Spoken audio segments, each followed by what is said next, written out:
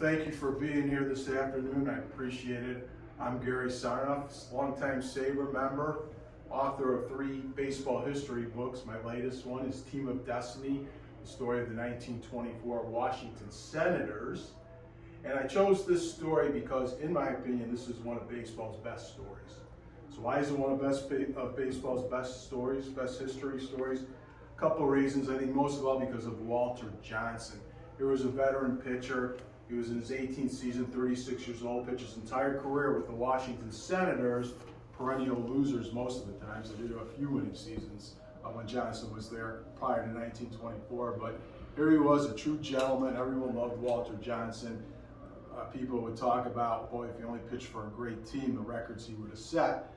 That was true, but it looked like heading into the 1924 season, it looked like he would never get his dream would never come true, pitching a win in a World Series game. Other reasons too, Bucky Harris was a rookie manager, only 27 years old. Most thought he was set to fail. Most thought the Senators wouldn't be good in 1924, but Bucky Harris proved them wrong. And I think most of all, other than Walter Johnson, another reason is because if you know anything about the Washington Senators' history, around 1924, before and after, you know that the Washington Senators were very good. In the 1950s, when Damn Yankees, the play, the Broadway hit, the movie came out. In the late 1950s, that's when it came out. The Senators were in the process of 5 consecutive last place finishes, while the Damn Yankees, the New York Yankees, were winning 8 out of 10 pennants in the decade of the 1950s. Now, something I wanted to talk about too before I proceed here, something I want to talk to you about because I hear this all the time is, were they the Senators or were they the Nationals? Because the names were used interchangeably. So here's the story behind that. In the 1890s, the Washington Senators were a National League team. And they were terrible. They were owned by the Wagner brothers, who nobody liked because the team lost year after year. They weren't very good, so in 1899, when the National League decided to contract from 12 to 8 teams, it was no surprise that the Washington Senators, with poor attendance, would be one of the 4 teams contracted. So Washington didn't have a baseball team for a year, but they wouldn't have to wait very long because in 1901 came the American League and came the new Washington Senators, the Washington Senators of the American League. Well, their success was equivalent to the old Washington Senators of the 1890s. They weren't very good. So after the last place finish in 1904, somebody decided, you know what, it's got to be the name Senators. It's associated with the 1890s, the Wagner brothers. It's got to be the name. It's got to be bad luck. We got to change that. So in 1905, the name was officially changed to the Nationals. So they were indeed the Washington Nationals, just like today's team. However, some people were against that. There were some of the writers, some of the fans are like, no way. We've always been the Senators, and we're going to be the Senators. So some refer to them as the Senators, some call them the Nationals. So the names are used interchangeably. Okay. In 1907, Walter Johnson joined the Senators or the National Senators in mid-season, and he was great from the beginning. He was outstanding. However, the Washington baseball team wasn't very good. They continued to lose. They had a couple of last place finishes, even with the great Walter Johnson, perhaps the greatest pitcher ever, pitching for them. So Johnson had a dream. I mean, he still had a dream, even though he was pitching for Washington, pitching for losing teams. He still had a dream that one day he would be in the World Series and one day he would pitch a win in the World Series. That was his career-long dream. Thought it wouldn't come true, but in 1912, things changed in Washington. That's because this man, Clark Griffith, arrived as the team manager, and Washington baseball would never be the same. The course of Washington baseball history was changed forever. Now, the board of directors, that was the businessmen who comprised the ownership group of the Washington baseball team. They were tired of losing. They wanted a winner, so they decided to hire a new manager with a reputation for winning, a sharp baseball mind. That was Clark Griffith. In order to get Clark Griffith to come on board, he was offered an incentive to buy 10% of the Washington franchise, which he gladly accepted. When Griffith came on board, when he became the manager, the results were immediate because in 1912, the Washington Senators finished second with 91 wins. The following season, they won 90 games. What was the secret to Griffith's success? Well, mostly because he had Walter Johnson now entering his prime. In 1912, Johnson won 33 games. In 1913, he finished 36-7. In 1919, during the season, Clark Griffith purchased a promising young infielder from the minors by the name of Bucky Harris. Griffith liked Bucky Harris from the start. He was a competitor. He was hard-nosed, good ball player. He loved Bucky Harris's disposition. He told Bucky Harris he would tell him that after your career, when your playing days are done, I want you to manage the Senators. Of course, that would happen sooner than Griffith had anticipated.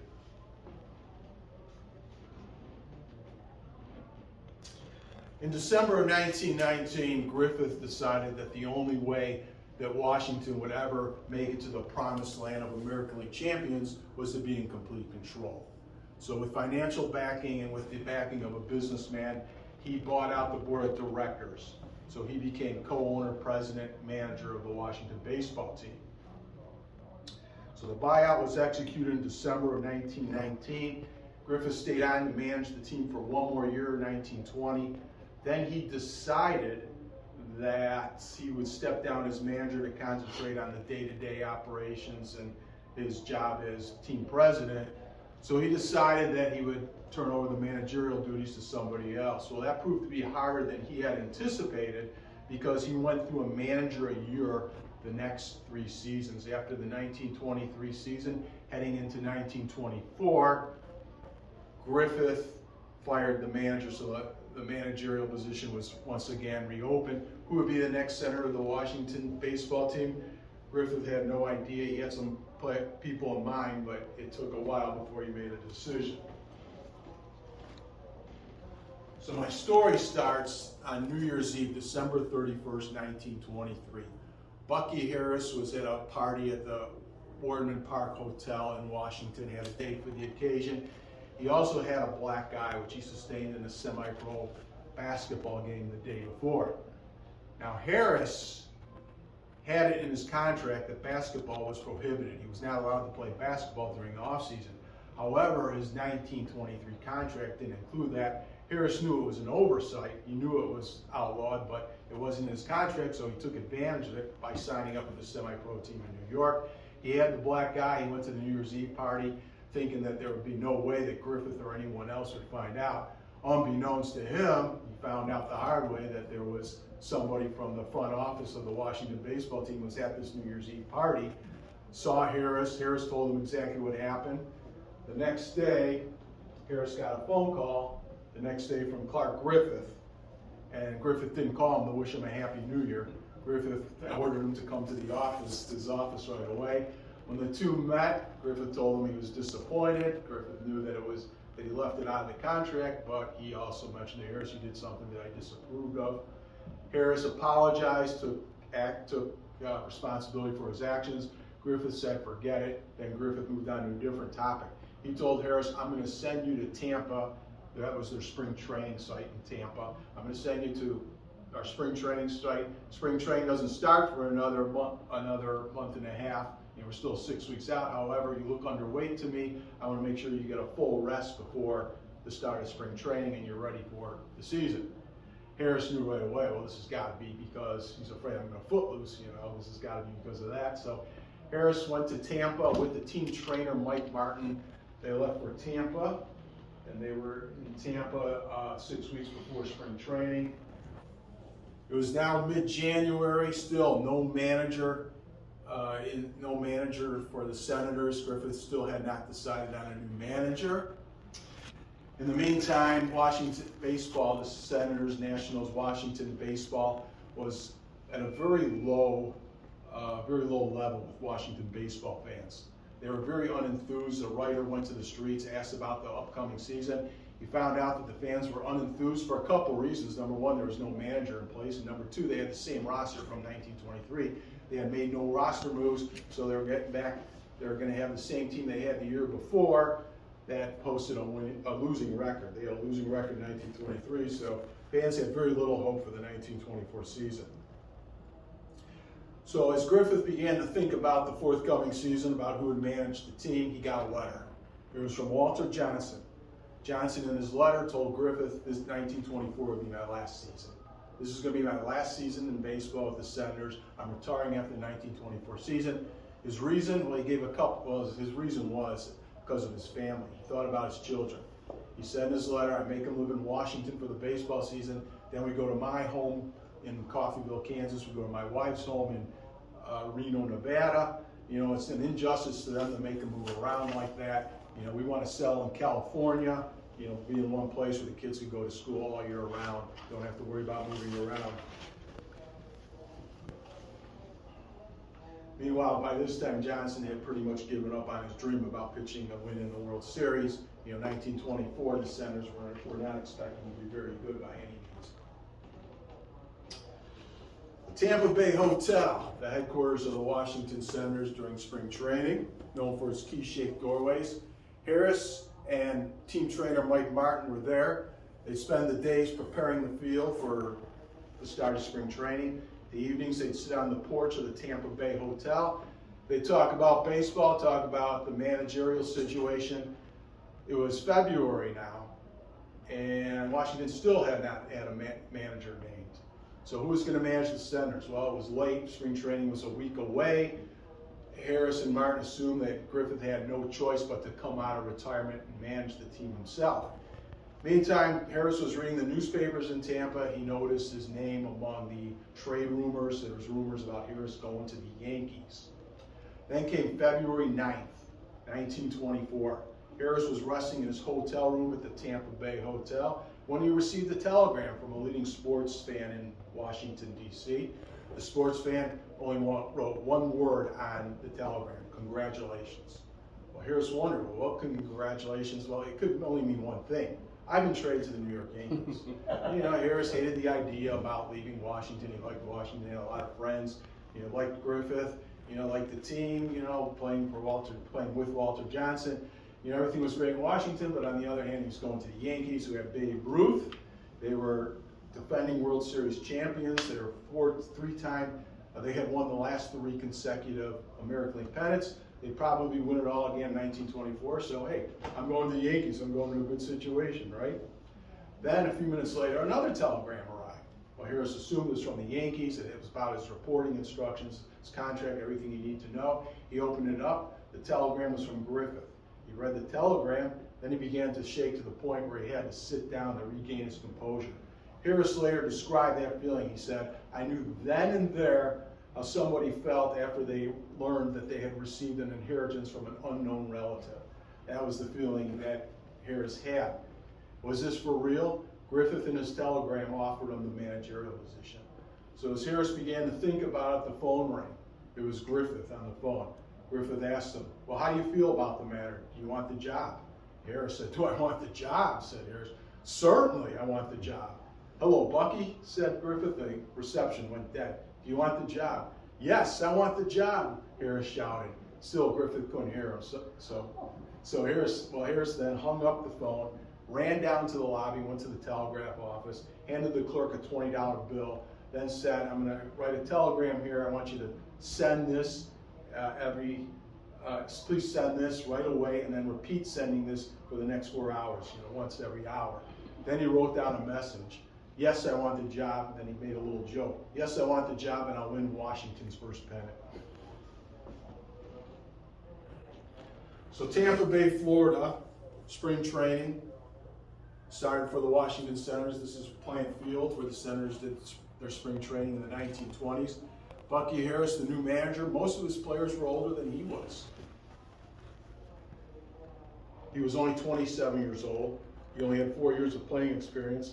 The media found that very humorous. They thought he was set to fail. First of all, he was too young to manage. He didn't have experience. Secondly, he was handed the same ball club as the previous year, which posted a losing season.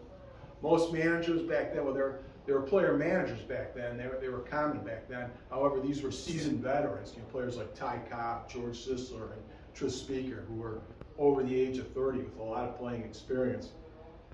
One reporter asked Harris, well, any chance this season? And Harris, who in his heart thought they were going to have a good team, said, yeah, I think we're going to have a contender this year. The reporter smiled. He said, you know, I should warn you, most Washington baseball teams are usually playing out their schedule in mid-season. But Harris, in his heart, he really thought the Senators were going to be good. Opening day, 1924.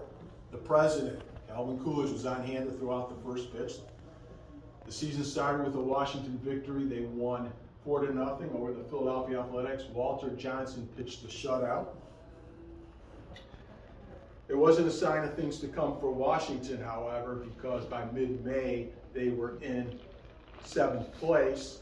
As for the baseball fans, the Washington fans, they really didn't have baseball on their mind because in mid-May, Washington was hit with one of its worst floods in city history. Just so happened, by luck, Washington had a homestand, a 19-game homestand because of the rain. And the flooding, it was reduced to 12 games. However, eventually, the rain stopped, the waters receded, and baseball went on. And in the month of June, Washington suddenly got hot. And when they won 5 games in a row in mid-June, they found themselves in 3rd place, only 2 games behind the first place New York Yankees. Meanwhile, Walter Johnson was having a very good season. He was 9-3 at the time. It was a comeback season for Walter Johnson because he had a sore arm the few seasons before that. He had a sore arm and he became a mediocre pitcher.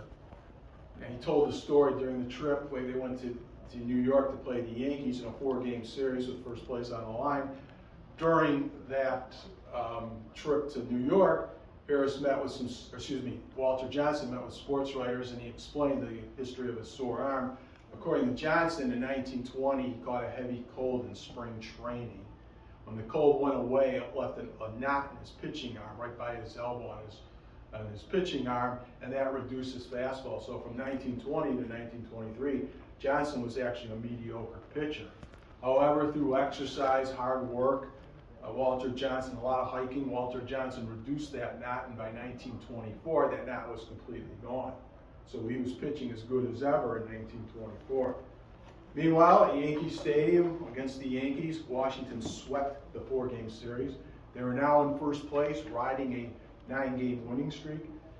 They came back home to take on the Philadelphia Athletics in a doubleheader, and Washington, which was so unenthused during the winter and spring, was suddenly very enthusiastic about the Washington Senators, who were now in first place. When they arrived before the doubleheader against the Philadelphia A's, all of a sudden dancing girls appeared, according to one fan. One fan said they appeared and they wore nothing you could write home about on a postcard. And according to a writer, they disappeared as mysteriously as they appeared. But they did the dance of the 7 veils in front of the Washington dugout before the start of the doubleheader. All of Washington was out for that doubleheader. A lot of fans, including the first family, the president, the first lady, and their sons. They watched Walter Johnson pitch and win his 10th game of the season. Washington won the doubleheader.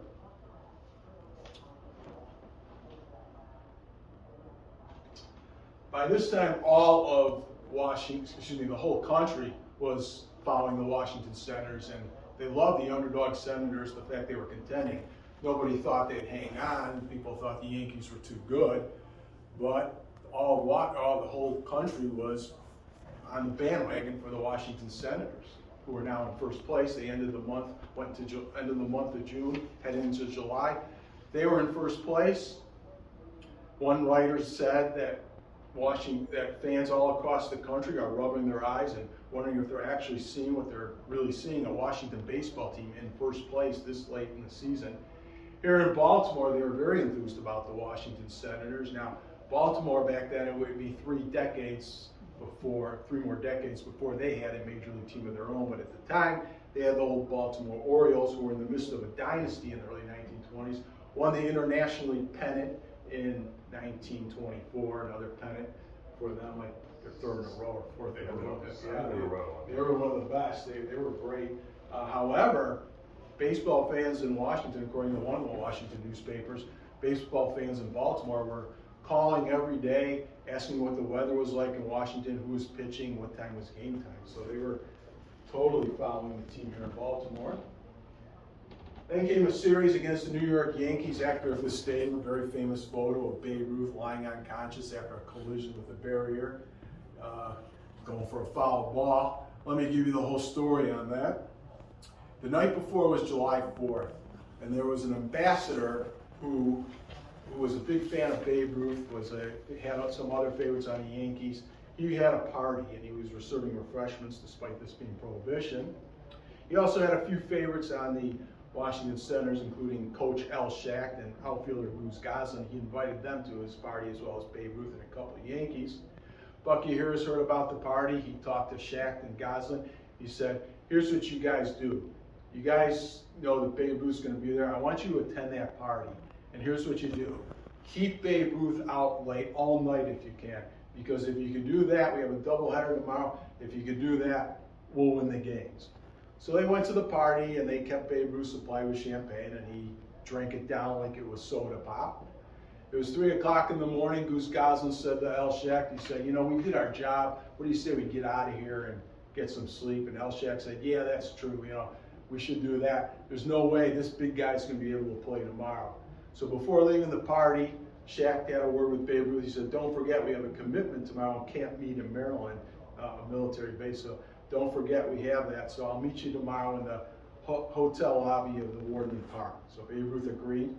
So 6 o'clock in the morning, Schacht was at the lobby hotel. Here came Babe Ruth into the lobby. Schacht asked Ruth, where are you coming from? And Ruth told him, I just left the party. Come on, let's go to Camp Meade and get this over with. So they went all the way to Camp Meade. Then they went to Griffith Stadium for the doubleheader. Ruth had spent the whole night out, didn't get a wink of sleep. Schacht gave Bucky Harris the report. Harris smiled. Great, that's just great. Well, as it turned out, Babe Ruth, his first 3 times at the plate, 3 hits, including 2 doubles. Then, during that doubleheader, there was a fly ball down the right field line. Ruth chased the foul ball, collided with the barrier, was unconscious. When he came to, Yankees manager Miller Huggins, he told him, why don't you rest up for the rest of the day, babe? You could take the rest of the day off. Why don't you just get some rest? And Ruth said, no way, this is a doubleheader. First place is on the line. I'm staying in this game. And he stayed in the game, and the Yankees won both games of the doubleheader. In fact, the Yankees took 4 out of 5 in that series.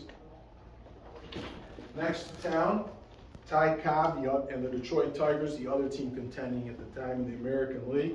As you guys know, because I know you're baseball fans, you know Cobb, he was an intimidator. He did everything he could to intimidate the opposition. He really went after Bucky Harris, called him names like Babyface and Schnookums, anything to imply that he was a boy among men. The Tigers took 3 out of 5 in the series, knocked the Senators out of first place. The Senators were now in second place. However, they recovered, and they were still, at the end of July, they were still in second place, but they were right on the heels of the Yankees. Early August, the Senators traveled to St. Louis for a series against the St. Louis Browns.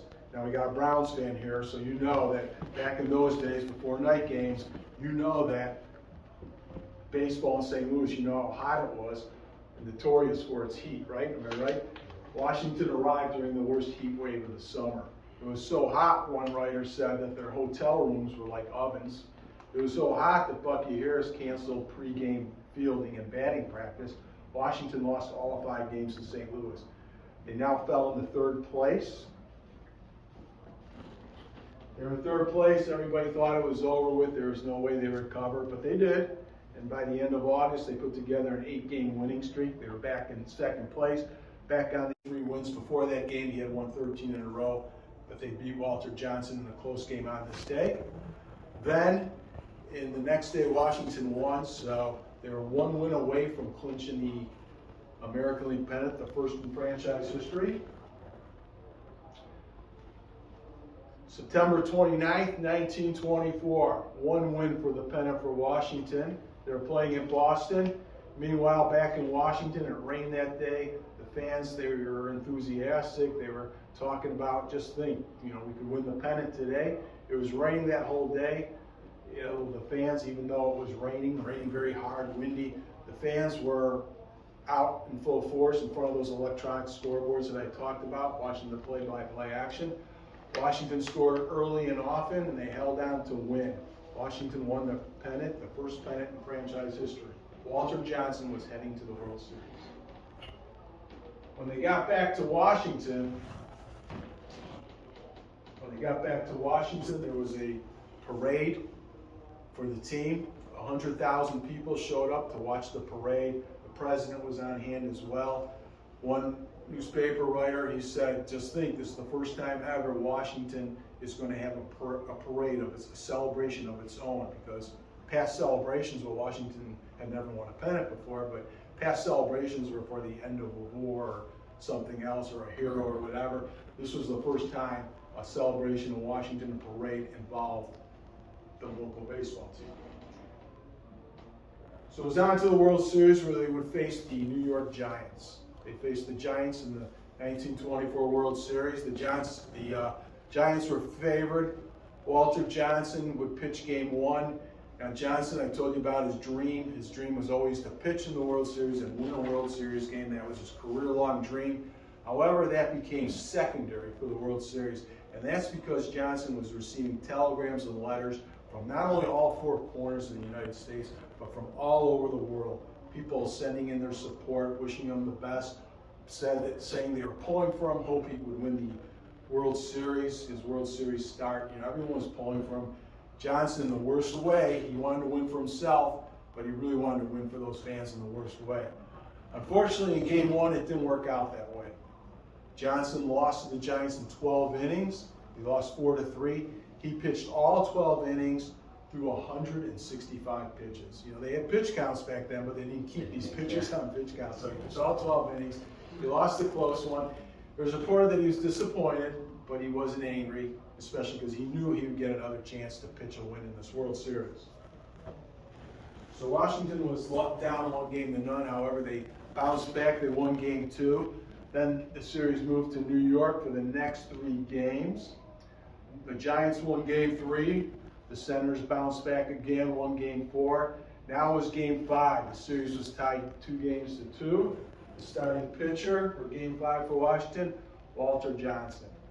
Now this would be Johnson's last chance, because game 6 was the following day, and game 7 would be the day after. So there was no way Johnson, he was going to make a start in game 5. There was no way he'd pitch the next day, and he wouldn't be pitching on 1 day's rest in game 7. So this was it for Walter Johnson, and he knew it, and he felt the pressure.